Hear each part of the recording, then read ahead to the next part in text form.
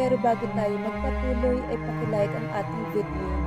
Ganun din ang subscribe button, pati na rin ang bell icon para lagi kayong updated sa mga parating ko pang mga uploads.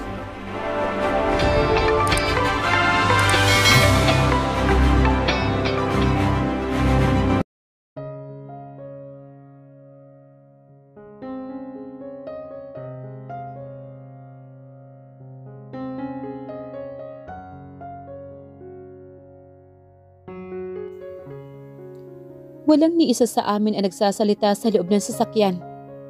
I don't want to talk to him either. For what? Nakatuon lang ang mga mata ko sa labas ng sasakyan. Tunog lang ng aircon ang naririnig kong ingay sa loob ng sasakyan. Hello, Manang Lusing. Gising pa po ba si Jan? Hindi ko man siya lingunin, alam kong kausap niya si Manang sa telepono. Ganun po ba? Manang, pakihanda po ako ng first aid kit sa loob ng kwarto. Salamat, Manang. Ilang minuto ang lumipas nang dumating kami sa bahay. Pagkapark pa lang ng sasakyan, ay lumabas na ako. Diretso ako punta sa kwarto ni Jan. Nang makita ko itong mahimbing na natutulog, ay dumiretso na ako sa kwarto namin. Nakita ko ang nakalatag na first aid kit sa kama. But I ignore it. Pumasok ako sa banyo at nilako ito. Ayaw kong makasama siya sa loob ng kwarto. Agad kong ibinabad ang sarili ko sa bathtub. At muli kong naalala ang mga nangyari kanina. Ilang minuto lang ang nakalipas. Ramdam ko pa rin ang sakit sa dibdib ko. Ang sakit ng lokohin at ang sakit ng hindi gusto. Life is so unfair to me. Pero alam kong balang araw, may dadating sa buhay ko at ipapakita sa akin kung bakit hindi ito para sa akin. Siguro kailangan ko lang na maghintay sa isang tao. Gusto kong maging masaya. Pagod na ako sa kakaiyak. Miserable ang buhay ko dahil sa kanya. Alam kong hindi madali para sa akin ang mag-move on. Pero minsan kailangan mo lang na maging bayani sa sarili mo at iligtas ang sarili mong puso sa mga pasakit. Dahil minsan, ang mga taong hindi mo maiisip na mabubuhay silang wala ka, ay talagang mabubuhay ng wala ka sa mga buhay nila. Samantha, buksan mo ang pintuang ito. Galit na sabi nito. Pero hindi ko siya sinagot pabalik. Kasi hindi pa ako handang harapin siya. I'll break this door if you're not going to open it, woman. But still I ignore him. As if kaya niya talagang sirain yon. Isang malakas na kalabog. Halos lumuwa ang mata ko nang makita ko siyang nakatayo sa harap ng bathtub ko. At mas lalo pang lumaki ang mga mata ko nang nakita ko ang ginawa niya sa pintuan. What the hell, James? Bakit mo winasak ang pintuan? Sigaw ko sa lalaki nasa harapan ko ngayon. Gusto kong tumayo pero hindi ko magawa. Dahil hubot-hubad ako sa ilalim ng mga bula. I told you to open the door for me. But you didn't. So I opened it on my own. Kaswal na sabi nito na parang wala lang sa kanya ang ginawa nito. You shit ka. Alam mo bang ipinagawa ko pa yan sa Milan ang pinto na yan tapos wawasakin mo lang ng ganun-ganon? Kaya kitang bilhan ng daan-daang yan. Kaya wag mo akong pagtaasan ng boses. You're impossible.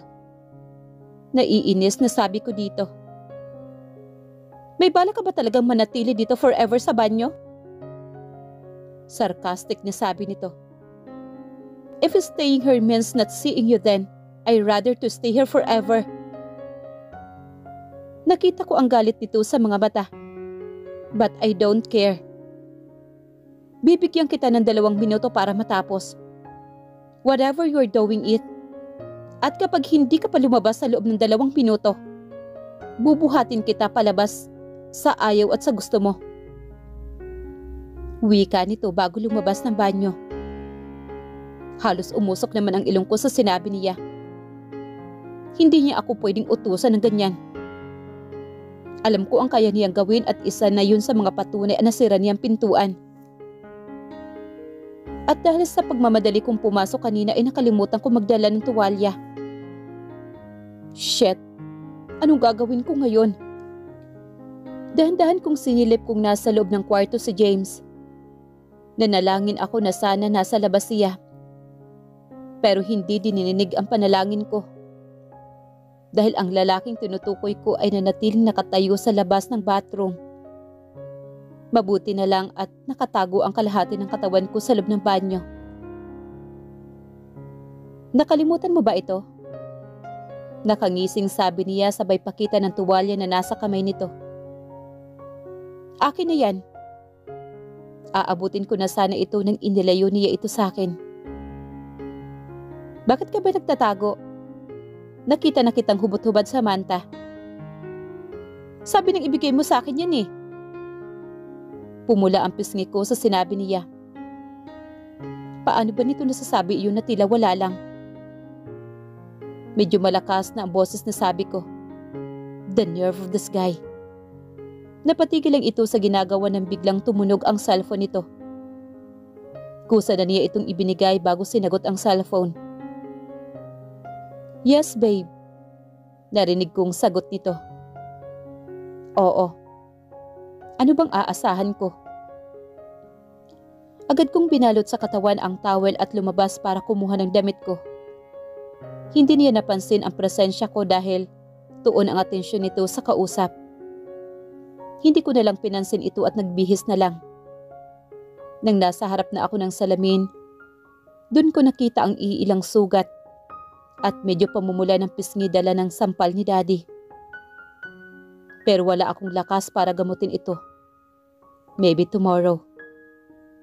Nakaupo na ako sa kama nang biglang may humawak sa kamay ko at biglang umupo sa tabi ko. Anong ginagawa mo? Nagtatakang tanong ko nang simulan niyang linisin ang maliit na sugat na nasa kamay ko. It isn't obvious? Medyo paangil na sabi nito. Ang lakas talaga ng loob ng lalaking to. Gigil na wika ng kanyang isipan. Hindi mo kailangan gawin to. Kaya kong gawin ito mag-isa. Sabi ko, sabay layo sa kamay ko na hawak niya. Pero kinuha niya lang ulit ito. Huwag ka nalang magsalita at manahimik ka. Gigil naman na wika ni James. Nilagyan niya ngayon ng ointment ang mukha ko. Nang nasa banyo ako kanina, napag-isip-isip ko. Para makapag-move on ako, dapat hayaan ko na siya sa mga gusto niyang gawin. Pero minsan may gusto akong itanong sa kanya. Alam kong madudurog niya naman ang puso ko sa sagot. Pero bahagi na ito ng proseso ng pag-move on ko. Naranasan mo na ba na mahalin ako? Tinanong ko siya. Tumigil ito saglit tapos sinagot ako. Don't make me answer it, Samantha. Dahil alam mo kung ano talaga ang nararamdaman ko sa'yo. Kaya please stop hurting yourself. For the 9th time tonight, umiiyak na naman ako. Samantha, naaawang banggit nito sa pangalan ko.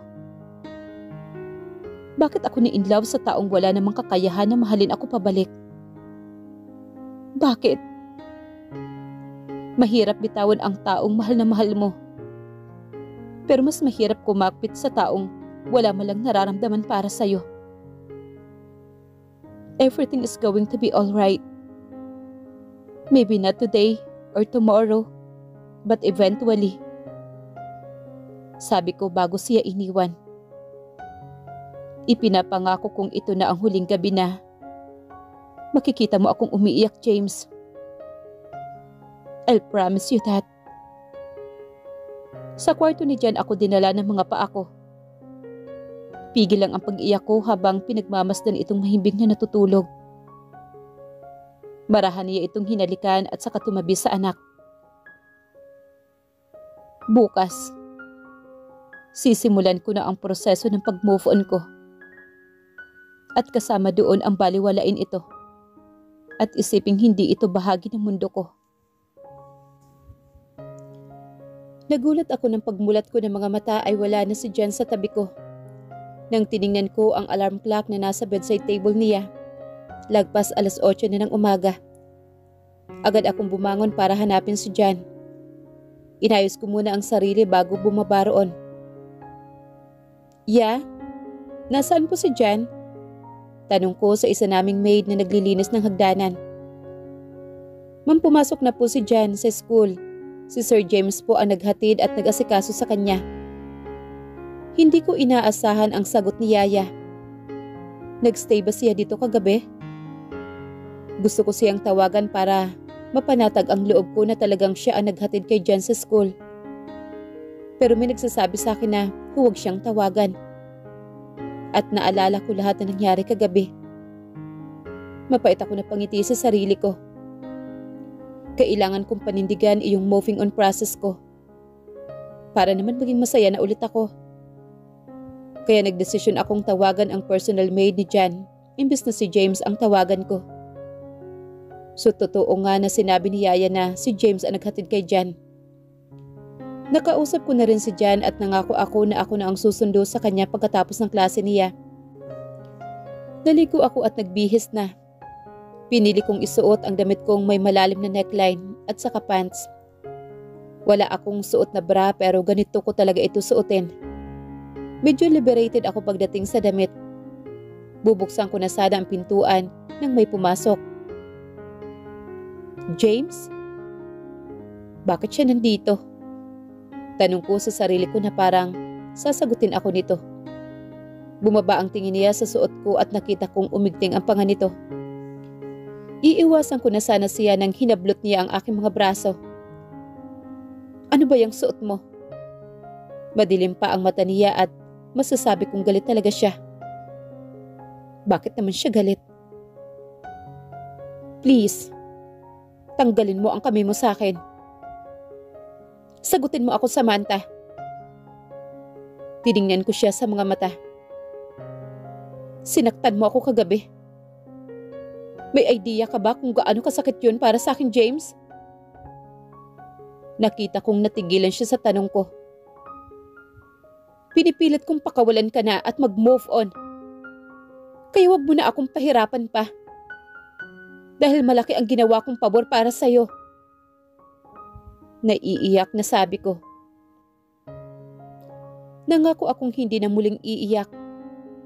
Kaya naman pinipigilan kong tumulo ang luha ko. Sa wakas binitawan na niya ang braso ko. Kaya naman tinalikuran ko na siya. Hindi na ako kumain ng breakfast dahil baka magkita pa kaming dalawa. Ang photoshoot ko ngayon ay para sa underwear ng collection ng Calvin Klein. Isang karangalan para sa akin na maging isa sa mga modelo nito. Dahil sobrang sikat na brand ito sa buong mundo. Na-impress sila sa huling pictures ko na nakabikini na nagkataon na nasa billboard na ito. Hindi ko pa nakikita ang billboard. Natural na sa akin ang hubot-hubad sa harap ng kamera. Kaya hindi big deal sa akin ang photoshoot ngayon. Tinawagan ako ni Tanya para lang ipaalam na magpi-perform sila sa isang annual ball bukas. Kaya naman pagkatapos ng photoshoot, ay nagbihis ako ng disenteng damit bago dumiretso sa studio ni Tanya upang magsanay ng mga kanta. 2 oras lang ang ginugol namin sa practice kasama ang banda. Matapos yun ay umalis na din kami ng sabay. Nagmamaneho ako papuntang paaralan ni Jan nang tumawag ang mga magulang ni James. Gusto nilang doon muna si Jan sa kanila dahil weekend naman. Sinabi ko na lang sa kanila na tatanungin ko muna si Jan. Alam ko namang matutuwa siya dito. Gustong-gusto no na palaging nasa bahay ng lolo at lola niya. Masyadong ini-spoil ng mga magulang ni James ang anak ko. Kahit anong gusto ni Jan ay talagang ibinibigay ng kanyang lolo at lola. May isang beses pa nga na pumunta sila ng Hong Kong gamit ang kanilang chopper para ibili si Jan ng laruan. Ganyan siya ka-spoil pagdating sa parents naman ni James. Nasa loob ako ng sasakyan habang naghihintay ako kay Jan. Tinawagan ko ang kanyang yaya para sabihing nasa labas ako at naghihintay. Nakita ko ang paglabas ni Jan mula sa gate. Malaki ang ngiti nito. Kaya naman hindi ko rin maiwasang mapangiti. Lumabas ako ng sasakyan at nang nakita ako ay tumakbo ito papunta sa akin. Dumating ka, Mami? Masayang sabi nito sabay yakap sa akin. Of course, I will. Nangako si Mami sa'yo, hindi ba? Nakangiting sabi ko sa kanya. Gusto mo bang kumain tayo ng ice cream? Namilog ang mga mata nito sa sinabi ko. Gustong-gusto kasi ni Jan ang ice cream. Yes, yes! Tumatalo na sabi nito. Pumasok ka na sa kotse. Ayi, Captain. Sumaludo pa ito sa akin bago pumasok sa passenger seat. Nasa loob na rin si Yaya May na nasa likuran siya na nakaupo. Halos hindi maalis ang ngiti sa mukha ni Jan nang makita niya ang malaking pangalan ng paborito niyang ice cream shop. Hindi ko tuloy napigilang pisilin ang pisngi niya nang sinimula niyang kainin ang paborito niyang ice cream na Choco Oreo ang flavor nito. Mami! Nakapout na sabi niya. Sorry baby, hindi lang mapigilan ni Mami. At saka ang sobrang cute mo talaga, hindi ba Yaya? Nakangiting sabi ko sabay baling sa yaya niya na busy sa pagpupunas sa mukha ng kanyang alaga. Nakangiting sumang-ayon naman ito sa tanong ko. Mahigit 1 oras din ang itinagal namin sa ice cream shop na iyon bago namin naisipang umuwi since na malapit ng gumabi. Tinanong ko na rin sina Jan about sa gustong mangyari ng kanyang lola and he said yes. Hindi na kami umuwi sa bahay at dumiretso na sa bahay ng kanyang lola since kumpleto naman siya sa gamit sa bahay ng kanyang lola. Ilang minuto lang ang lumipas nang narating namin ang bahay ng kanyang lola at lolo. Pagpark ko pa lang ng sasakyan ay nasa labas na ang mami at daddy ni James. Pagkatapos kong tanggalin ang seatbelt ni Jan, ay mabilis nitong binuksan ang pintuan at tumakbo papunta sa kanyang lola na nakangiting naghihintay sa kanya. Sabay yakap at halik nito sa pisngi. Medyo matagal na rin kasing hindi nakakabisita si Jan dito. Kaya siguradong ganun na lang ang saya nila nang makita ito. Karga-karga siya ngayon ng kanyang lolo. Salamat at pinagbigyan mo kami ngayon na makasama si Jan, Iha. Alam ko naman pong miss na din po kayo niya. Kaya ganun na lang po ang saya niya kanina nang sinabi ko na gusto niyo siyang makasama. Nasaan nga pala si James? Sabi ko sa kanya na kayong dalawa ang maghatid kay Jan dito at dito na rin kayo sa bahay mag-dinner. Hindi ko alam kung paano ko sasagutin ang tanong ng kanyang ina. Baka po nagkaroon ng emergency meeting sa opisina kaya nakalimutan po niya. Magalang na sagot ko. Antonio, pagsabihin mo ngayong panganay mo na dapat mas priority niya ang pamilya kaysa sa trabaho. Talaga kayong mag-ama. Baling nito sa daddy naman na si Daddy Antonio na busy sa pagkikipaglaro sa apo nito. Hinawakan ni Mami ang kamay ko. Tara na sa loob at kumain ng hapunan, Iha. Hindi ba puknat-puknat ang ngiti nito sa mga labi nito? Down to earth ang mga magulang ni James. Kaya naman hindi ko napigilang makaramdam ng konsensya. Dahil sa isang malaking kasinungalingan sa pagsasama namin dalawa ni James. Huwag na po, Ma. Kumain po kami ng ice cream bago pumunta dito at busog pa po ako. Kailangan ko na rin pong umuwi baka hinahanap na po ako ni James. Okay, sige. Mag-iingat ka sa pagmamaneho mo, ha? Tumawag ka kaagad sa akin kapag nakarating ka na sa bahay ninyo. Tumango na lang ako bilang sagot sa kakusya hinagkan sa pisngi bago nagpaalam kay Jan at kay Daddy Antonio. Binisita ko muna ang coffee shop bago umuwi ng bahay. Ilang oras din ang itinagal ko sa shop bago ko naisipang umuwi na. Kaya naman pasado 9:00 ng gabi na ako nakauwi ng bahay. Nagtatakang napatingin ako sa sasakyan na nasa park ng garahe ng bahay. Nakauwi na si James? Wala ng maid na nasa loob ng bahay. Baka nasa loob na ng maid's quarters area at nagpapahinga na. Diretso lang akong lakad ko papunta sa master's bedroom. Nang binuksan ko naman ang pintuan, si James kaagad ang una kong nakita. Nakaupo siya sa kama habang nanonood ng TV. "Where have you been?" Tanong nito nang hindi ko pinapansin ang sinabi niya at dumiretso na lang ako sa closet. "Samantha." Hindi ko inaasahan ang pagsigaw niya kaya talagang nagulat ako.